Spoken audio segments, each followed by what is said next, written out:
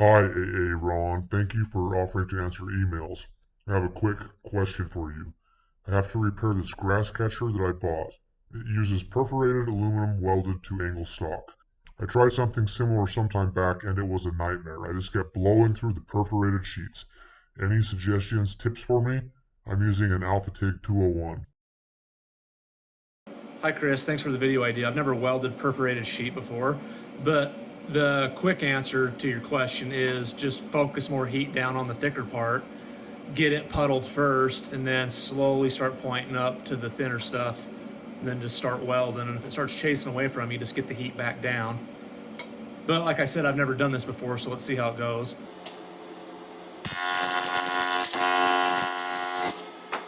And yours looked like it was damaged, something like this, where it tore off.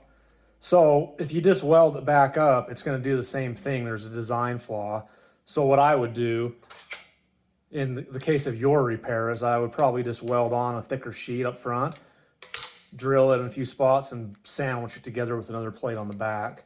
Let it float around more instead of being so stiff right down by the weld. That's what causes these types of cracks.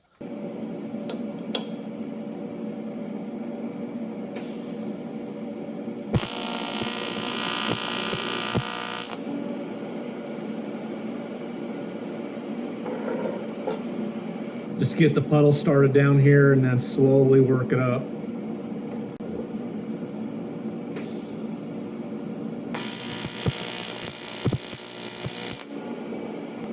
So right there, I liquefied the bottom and I knew it was going to start melting this away. So I added a rod and then kept the arc on top of the rod and wetted it into the vertical piece. Hopefully that makes sense. Okay, and as thin as this stuff is, I'm assuming it's going to start flexing and distorting while I weld it. So I'm going to put a tack in the middle on the back side. Help stiffen it up.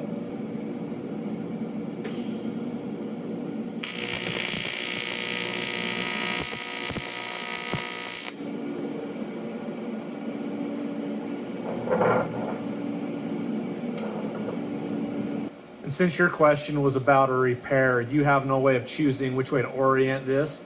So if you look at it, these holes aren't perfectly oriented. Like this way, they're not going at a 90-degree angle. They're going up at like a, I don't know, 30 or a 60 or something. So if you look down at this way, see how you can get a solid piece of sheet, this edge with no holes. If you go this way, it's impossible. There's no way to cut this going this way and get a straight, solid piece. One thing you can do if you're a beginner is you could put like a heat soak plate on the back, and that'll help pull heat into this plate off of the thin stuff and not make it overheat and fall away from you as bad. I suggest learning how to do this type of stuff without crutches like this. It'll just make you a better welder in the end. So since there's holes here, you're going to want to put more filler rod into the metal because there's not enough metal here to begin with. Okay, and I'm pointing it down more towards the base. Then I'll just put this plate on the back to help stabilize it from wobbling.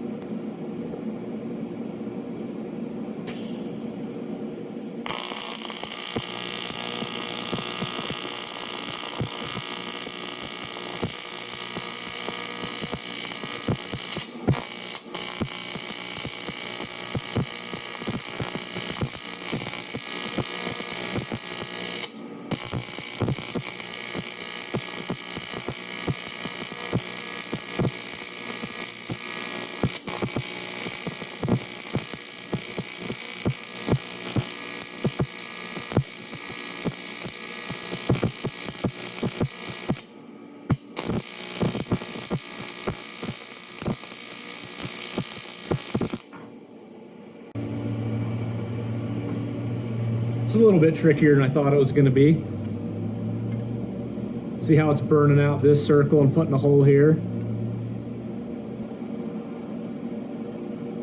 You see how I touched it down probably about 10 times? My instinct is to keep rocking around and chasing it up in the holes and stuff, but I probably need to quit trying to do that.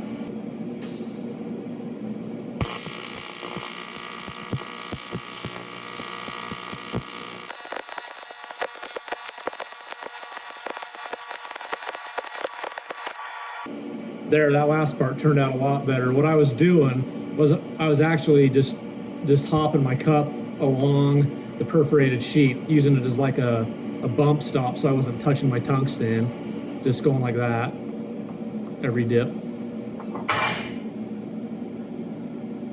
That turned out pretty decent for first try at it,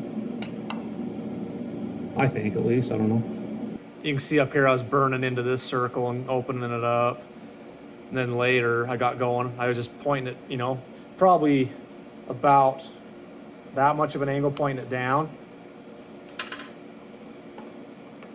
and just bumping it off the side as a guide. I didn't think I was going to like how this was cut. I thought I was going to have a harder time instinctively, but this turned out really good from here over. See how you have full contact the whole way? That's going to be strong. Well, as strong as perforated sheet welded to angle could be. And on a piece like this, you're not going to want to try to be a full penetration nerd and get it, you know, complete joint penetration in there. You want to build up your strength, the thickness on the outside here. If you try penetrating that in the whole way, you're just going to fry the part and burn holes in it.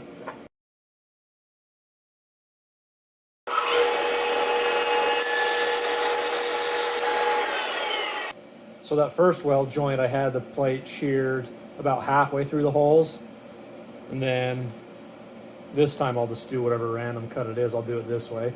So this way you're not going to be able to get a full weld all the way down. You're going to have gaps, but we'll see how that goes.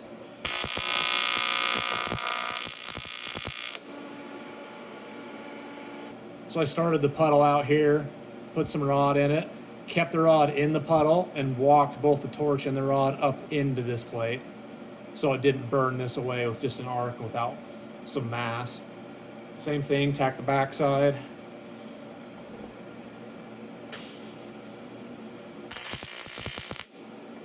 You see where I'm starting? I'm starting all the way out here.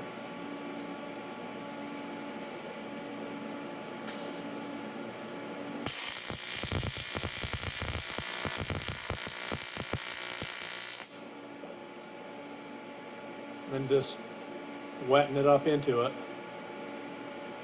You can almost think of it as pushing the puddle with the filler rod, I guess, maybe. Pushing the rod in and up, and then walking the torch up with them. It takes a lot of practice to weld thicker stuff to thin even without perforation.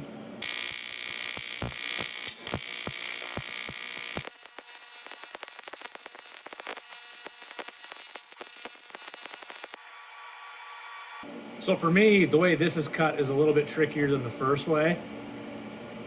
When you get to these holes, you have to add, like, I don't know, 2, 3, maybe 4 times as much rod, and then get back down on this spot that's touching, just dab it like normal, then add a whole lot more, and then walk the torch up a little bit to fill the top part. Hopefully I get a little better at it as I go.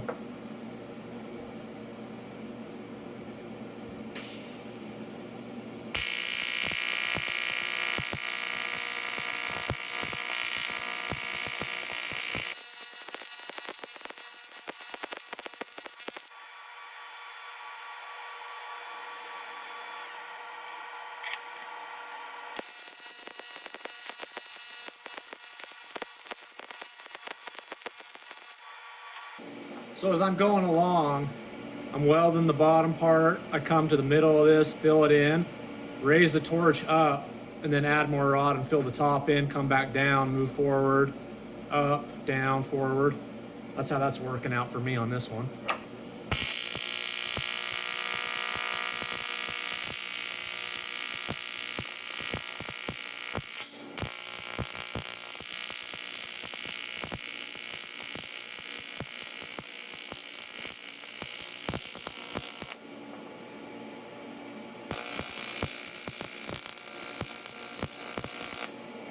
And this last hole right here, see how thin this is? That's where a crack's gonna probably want to try to start forming. So get the amperage way down low and try to fill in that hole.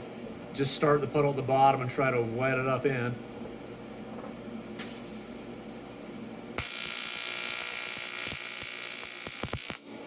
See how I'm just gobbing it up a shelf here, and it's gonna eventually get up high enough and go in.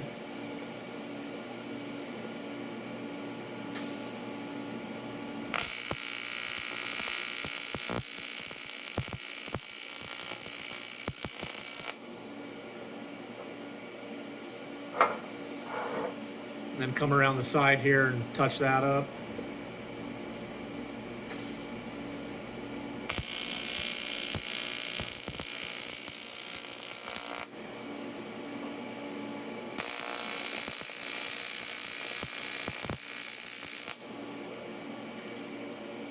Okay, that one didn't turn out as pretty as the first one, but it's going to be plenty strong. As long as you get it welded, no matter how ugly it is, the weak link is going to be the holes. You know, if you go to bend this over, it's just going to bend the sheet over. See how it's folding up here?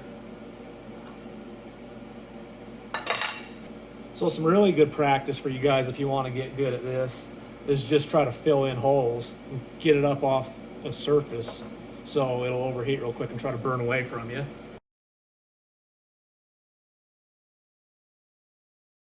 If your tungsten tip looks all janky like that, you're going to have a bad time. Get that sorted out.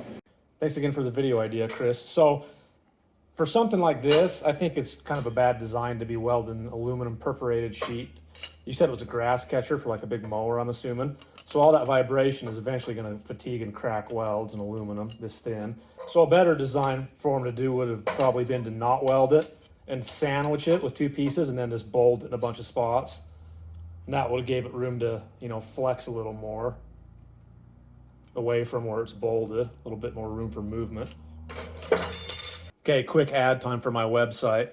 I've got a one-time $45 subscription fee website, unlimited viewing.